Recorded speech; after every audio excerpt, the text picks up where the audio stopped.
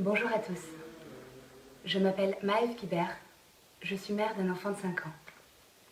Comme vous le savez, nous avons une nouvelle ministre de la Santé en la personne d'Agnès Buzyn, qui doit se prononcer le 8 août sur la question de la vaccination obligatoire en France. Pour rappel, nous sommes l'un des pays les plus méfiants face à la vaccination.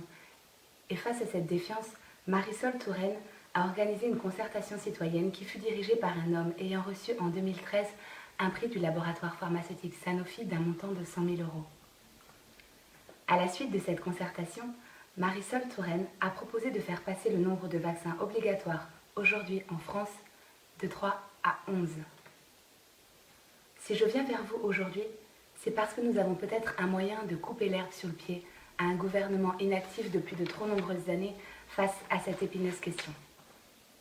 Grâce à Maître Bergel-Hattuel, le Conseil d'État a reconnu dans sa décision du 8 février 2017 que l'indisponibilité du DTP était un scandale.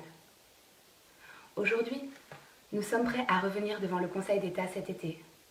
Mais pour cela, nous avons besoin de vos témoignages, d'un maximum de témoignages de ceux qui pensent être victimes de la vaccination ou qui pensent que leurs enfants ont été victimes de la vaccination. Vous êtes tous sollicités.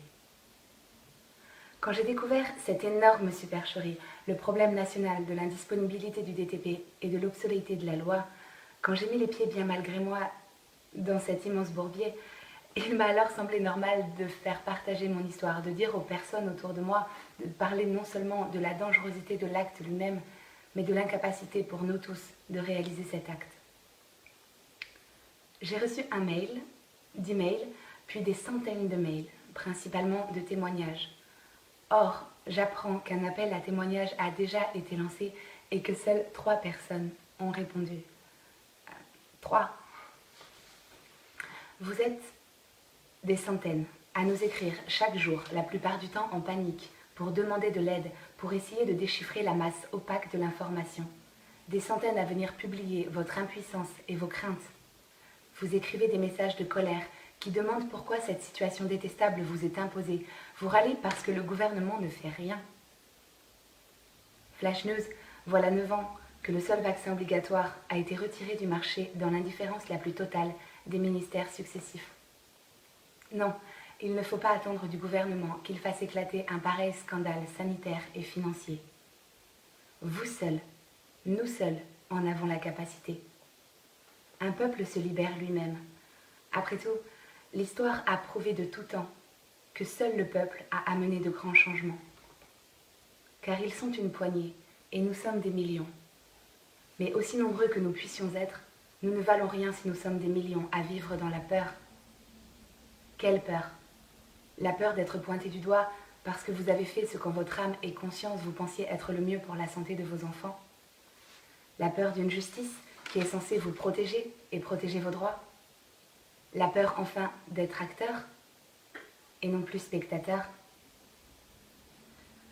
Nous avons besoin de ces attestations pour faire changer les choses, pour le balancer sur le bureau d'un juge et être capable de leur dire « Tous ces gens expliquent l'impact que la vaccination a eu dans leur vie. » Dites-nous, maintenant, qu'il n'y a pas de lien de causalité, que ce ne sont que des exceptions ou des coïncidences malheureuses. Osez encore jeter la détresse de ces gens au rang de statistiques dans des dossiers que personne, jamais, ne veut aller ouvrir. Vous ne vous engagez juridiquement à rien en faisant ces attestations. Vous n'aurez pas à parler devant une cour et si vous avez déjà une procédure en cours, cela ne l'impactera en aucune façon. Je pense notamment aux 600 familles qui ont porté plainte contre le vaccin Méningitech. Vous devez faire une photocopie de votre carte d'identité, télécharger le formulaire à l'adresse qui s'affiche pour y écrire votre témoignage et l'envoyer à cette adresse mail en précisant quel vaccin a été inoculé et quelles ont été les suites. Préciser de façon concise quels sont les symptômes, dire si un diagnostic a été posé et au bout de combien de temps, et dire dans quel état se trouve aujourd'hui le patient. Pour ce dossier, vous n'êtes qu'un nom de plus, mais pour nous, vous êtes tout. Relevez la tête et cessez d'avoir peur. Refusez de n'être qu'une statistique, refusez simplement d'être victime. Prenez ce papier et dites « Voici qui je suis et voici mon histoire. C'est ma voix. Et elle compte. » L'industrie pharmaceutique est la première puissance mondiale avec l'informatique. face à un tel géant? Pensez-vous que la peur épargne un seul d'entre nous? Pourtant nous sommes là, parce que c'est une cause en laquelle nous croyons. Parce que nous sommes parents, et qu'en tant que tels, nous souhaitons que l'on nous laisse choisir ce que nous estimons être le meilleur pour la santé de nos enfants. Parce qu'il faut dans une vie quel qu'en soit le domaine, refuser que la peur guide nos choix. Témoignez, témoignez, nous serons là pour répondre à toutes vos questions.